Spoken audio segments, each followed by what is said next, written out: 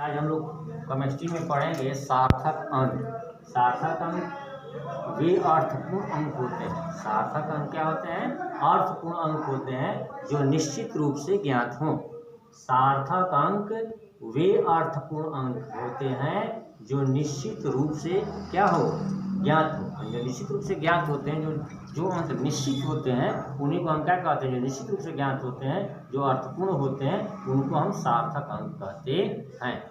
अशून्य अंक क्या होता है? देखिए, अशून्य अंक, अशून्य अंक, अशून्य अंक का मतलब कि शून्य को छोड़कर जितने भी हैं अशून्य अंक है। जैसे 1 है, 2 है, 3 है, 4 है, 5 है, 6 है, 7 है, 8 है, 9 है, ये अशून्य अंक है, माने जो शून्य न हो। या इसी को हम कहते हैं गैर शून्य अंक। गैर शून्य अंक यानी गैर शून्य अंक का अर्थ भी हो गया अशून्य, माने जो शून्य नहीं हो। तो यदि अशून्य अंक, जितने अशून्य अंक हैं, जैसे 1 है, 2 है, 3 है, 4 है, 5 है, 6 है, 7 है, 8 है, 9 है, जो अशून्य अंक होते हैं, जो अशून्य अंक होते हैं, वे सभी जो है सार्थक होते हैं, सार्थक अंक होते हैं। तो अशून्य अंक सार्थक अंक होते हैं, सभी अशून्य अंक सार्थक अंक होते हैं। जैसे 123, 123 में सभी अशून्य अंक हैं, तो इसमें कितने सार्थक अंक हो जाएंगे? 3। 4226 सभी अशून्य अंक हैं। 1, 2, 3, 4 में सार्थक अंकों की संख्या कितनी है? 4।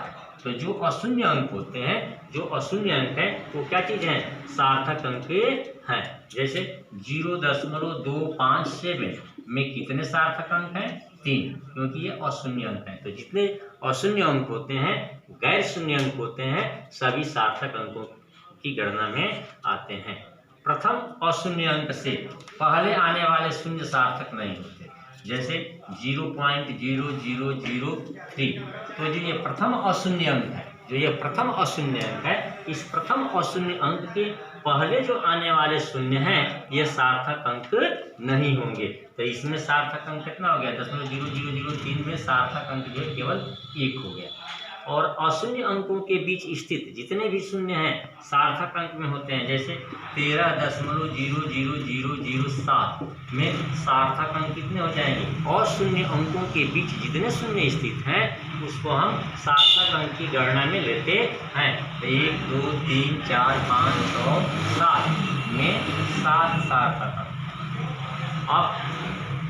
अब जितने कोई भी अशून्य अंक है, अशून्य अंक के बाद जो शून्य आते हैं, वह शून्य जो है सार्थक अंक में होते हैं। अशून्य अंक के बाद जो शून्य आता है सार्थक अंक में होता है, परंतु उसकी शर्त यह है कि वो शून्य जो है दशमलव के दाईं ओर होना चाहिए। माने अशून्य अंकों के बाद आने वाले शून्य सार्थक अंक होते हैं, बशर्ते शर्त यह है कि दशमलव के दाएं उस शून्य को होना चाहिए। जैसे 100 है, तो 100 में 1 सार्थक अंक, 100 में 1 सार्थक अंक है, इसलिए कि 1 के बाद जो 0 आया है यहाँ पर कहीं दशमलव नहीं है, यही लिख दिया गया 100 दशमलव। तो 100 दशमलव में 1, 2, 3 सार्थक अंक है। 100.0 में कितने अंक हैं? 4 सार्थक अंक है। यानी अशून्य अंक के बाद भी वही शून्य सार्थक अंक होगा जो दशमलव के क्या हो? दाएं। जैसे 100 में केवल 1 सार्थक अंक मानेंगे। 100 दशमलव लिखा है तो 3 सार्थक अंक मानेंगे। 100.0 है तो 1, 2, 3, 4 सार्थक अंक माना जाएगा। घात के रूप में लिखते हैं तो घात के रूप में लिख रहे हैं तो 1 गुणे 10 की घाते 2, तो यहाँ 1 सार्थक अंक है। 1.0 गुणे 10 की घाते 2, इसमें जो है 2 सार्थक अंक है। यहाँ पर 1 सार्थक अंक, यहाँ 2 सार्थक अंक। 1.00 गुणे 10 की घाते 2, 1.00 गुणे 10 की घाते 2, तो यहाँ पर कितने सार्थक अंक हो गए आपके? 1, 2, 3 में 3 सार्थक अंक। 3 यहाँ 1 सार्थक अंक है, यहाँ 2 सार्थक अंक है, और यहाँ पर जो है 3 सार्थक अंक है। तो ये सार्थक अंक कहलाते हैं। तो अब देख लीजिए, नोट कर लीजिए इसको, कि सार्थक अंक किसे कहते हैं बोल रहे हैं। यहाँ लिखा भी गया है सार्थक अंक। सार्थक अंक वे अर्थपूर्ण अंक होते हैं जो निश्चित रूप से ज्ञात हों।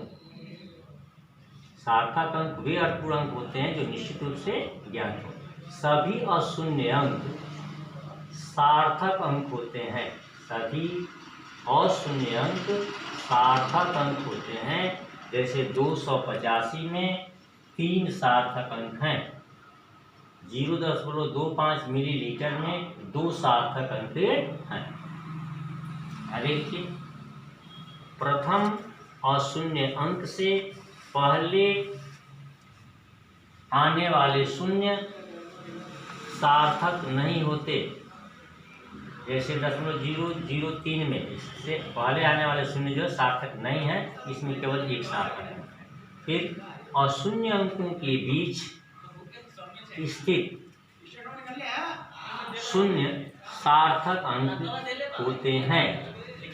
जैसे 2.005 में 4 सार्थक अंक, ये अशून्य अंक है। अशून्य अंक के बीच में शून्य आएगा, भी सार्थक अंक हो जाएगा। 1 2 3 4, इसमें 4 सार्थक अंक हैं। अब आगे पीछे का हम लोग पढ़ाए हैं, उसका कुछ जो है रिवीजन हम लोग कर लें, इसलिए बताया जा रहा है ताकि आप बार बार एक चीज वीडियो में देखेंगे तो उसको आपको जो है क्या हो जाए, याद हो जाए। जैसे सोडियम का परमाणु क्रमांक कितना है? 11। सोडियम का संकेत कितना है? Na। और इसका द्रव्यमान संख्या है 23। में इलेक्ट्रॉन पढ़ाया दिया गया है, इलेक्ट्रॉन, प्रोटॉन तथा न्यूट्रॉन की संख्या ज्ञात कीजिए और इलेक्ट्रॉनिक विन्यास लिखिए। इलेक्ट्रॉनिक विन्यास लिखिए। तो यह परमाणु क्रमांक है और आपको सूत्र बताया गया है पहले का कि परमाणु क्रमांक बराबर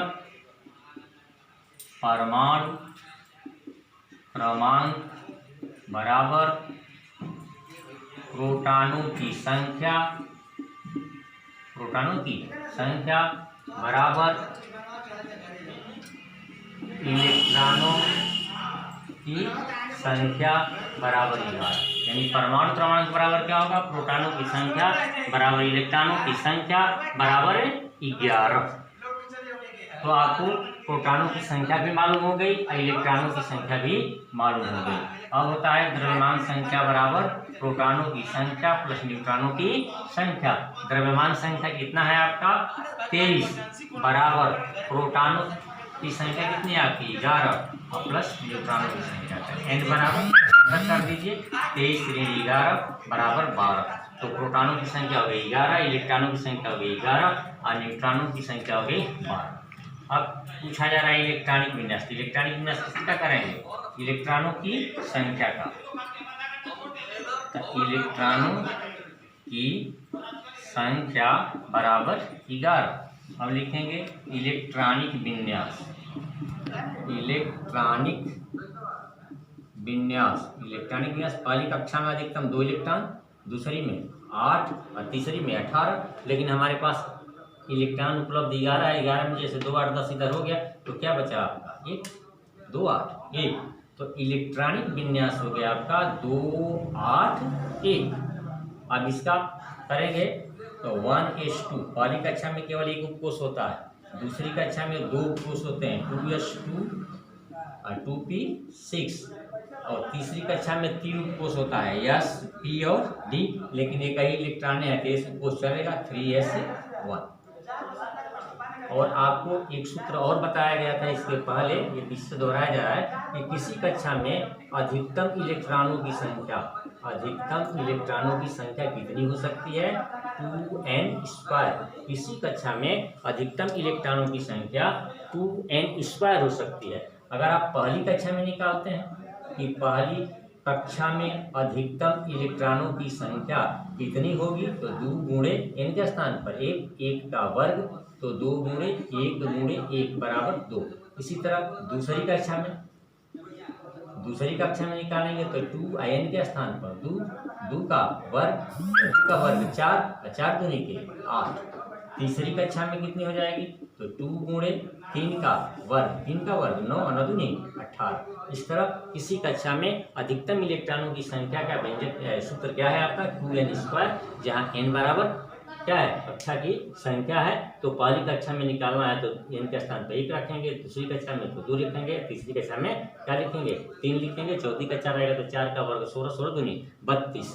तो ये अधिकतम इलेक्ट्रॉनों, जैसे तीसरी कक्षा में कितना दिखाया गया आपको 18, तीसरी कक्षा में इलेक्ट्रॉनों की अधिकतम संख्या कितनी है 18, माने अधिक से अधिक तीसरी कक्षा में 18 रह सकते हैं, कम जितना रह सके लेकिन अधिक 18 से अधिक जो है नहीं रख सकते। तो ये इलेक्ट्रॉनिक विन्यास है, पहली कक्षा में 2, दूसरी में 8 और तीसरी में यहाँ पर क्या है 1 है, होना चाहिए 18, लेकिन 2 8 1 11 इलेक्ट्रॉन है। तो पहली कक्षा में एक उपकोष होता है, इतना समझिए कि पहली कक्षा में जो है केवल एक उपकोष होता है यस, दूसरी कक्षा में 2 उपकोष होते हैं यस और पी, और तीसरी कक्षा में 3 उपकोष होता है यस पी और डी। ये आपको हम पढ़ा चुके हैं। इस किसी भी कक्षा का ये उपकोष है तो उस पर जो अधिकतम 2 इलेक्ट्रॉन हो सकता है, 2 इलेक्ट्रॉन अधिकतम, और पी है तो किसी भी कक्षा का अधिकतम कितना हो सकता है 6, और डी पर अधिकतम कितना हो सकता है 10। लेकिन अब इसको समझिए, या इसके पीछे 1 लिखते हैं, इसका मतलब पहली कक्षा, ये दूसरी कक्षा का, इसके पीछे 2 लिखते हैं तो दूसरी कक्षा का ये उपकोष, ये दूसरी कक्षा का पी उपकोष, ये दूसरी कक्षा का एस उपकोष, दूसरी कक्षा का पी उपकोष, तीसरी कक्षा है, तीसरी कक्षा का एस उपकोष, तीसरी कक्षा का पी उपकोष और तीसरी कक्षा का डी उपकोष। लेकिन यहाँ आप देखिए कि तीसरी कक्षा के एस उपकोष पर जो है केवल क्या है 1 इलेक्ट्रॉन, पी उपकोष पर कोई इलेक्ट्रॉन नहीं तो 0 हो गया, और डी पर कोई नहीं तो 0 हो गया। ऐसे नहीं पूरा हो तो पी डी एफ पढ़ने का कोई सवाल नहीं है, तो बस इतना लिखेंगे हम पी एस 1। उसी तरह यहाँ 1s2, यहाँ 8 इलेक्ट्रॉन 2s2 पी 6। ये 2 का मतलब एक कक्षा जो पीछे लिखा गया है, पहली कक्षा के एस उपकोष पर 2 इलेक्ट्रॉन, दूसरी कक्षा के एस उपकोष पर 2 इलेक्ट्रॉन, दूसरी कक्षा के पी उपकोष पर 6 इलेक्ट्रॉन, ये तीसरी कक्षा के एस उपकोष पर 1 इलेक्ट्रॉन। तो ये जो है इलेक्ट्रॉनिक विन्यास है। इसके बाद इसको बढ़ा दिया गया है, इसको थोड़ा आप रिविजन कीजिए, एक और पीछे का आपको दोहरा दे रहे हैं। बराबर 2 है तो n बराबर 2 के लिए सभी क्वांटम संख्याओं के मान ज्ञात कीजिए। n क्या है आपका मुख्य क्वांटम संख्या, प्रिंसिपल क्वांटम नंबर, तो n का मान 2 है तो l का मान क्या हो जाएगा 0 से n-1 का, तो l बराबर 0 से n के स्थान पर 2 ऋण 1 तक, तो l बराबर 0 से 1 बराबर 0 और 1। तो यदि n बराबर 2 है तो l का मान 0 से n-1, तो 2 में से निकाल दिए, इतना हो गया। यदि l बराबर 0 तो m बराबर 0, और यदि l बराबर 1 तो m का मान क्या होता है प्लस l से लेकर -1 तक, तो 1 से लेकर -1 बीच में आ जाएगा 0। यानी अगर l का मान ज्ञात है तो m का मान क्या होता है प्लस l से लेकर -l तक, किसी किसी किताबों में -l से लेकर प्लस l तक दे दिया है। और चक्रण क्वांटम संख्या s का मान होता है ±1/2, +1/2 है तो ऊपर की तरफ है और -1/2 है तो नीचे की तरफ। अब आपको ऑर्बिटल बताया गया था, ऑर्बिटल पीछे पढ़ाया जा चुका है, दोहराया जा रहा है ताकि आप कुछ समझें। ऑर्बिटल क्या है, तो परमाणु के नाभिक के बाहर का वह क्षेत्र, परमाणु के नाभिक का बाहर का वह क्षेत्र जहां इलेक्ट्रॉन पाए जाने की प्रायिकता सबसे ज़्यादा हो, इलेक्ट्रॉन पाए जाने की संभावना सबसे ज़्यादा हो, उसे हम क्या कहते हैं, उसका परमाणु ऑर्बिटल कहते हैं। और एक ऑर्बिटल में अधिकतम 2 इलेक्ट्रॉन रह सकते हैं, एक ऑर्बिटल में 2 से अधिक इलेक्ट्रॉन जो है नहीं रह सकते हैं। इनकी दिशा क्या होती है, विपरीत होती है, ये दिशा जो है इसकी विपरीत है। तो ये दोहराया जा रहा है, आप बार बार वीडियो को देखिए, कम से कम एक वीडियो को 5 बार देखिए, समझ में आएगा। और